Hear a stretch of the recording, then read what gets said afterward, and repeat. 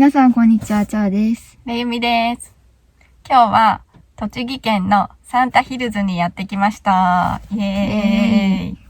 これから受付に行ってきたいと思います。行ってきます。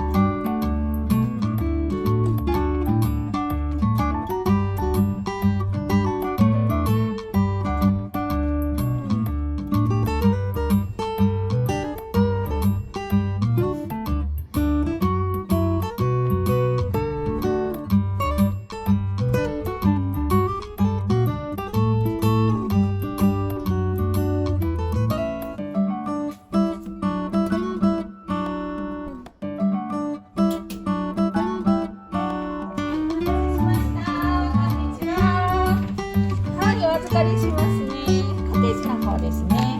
51項になります。読んでいただいてご了承いただきましたら、項目ごとにチェック印入れていただいて、最後ご署名お願いします。ではこちらのファイルを使ってご説明いたします。このファイルはご滞在中になっていただいたので、わからなくなりましたら見ていただきますね。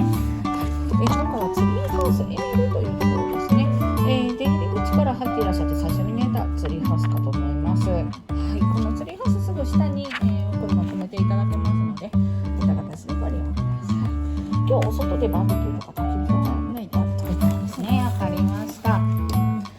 場所のご説明ですね。はい、あとですね、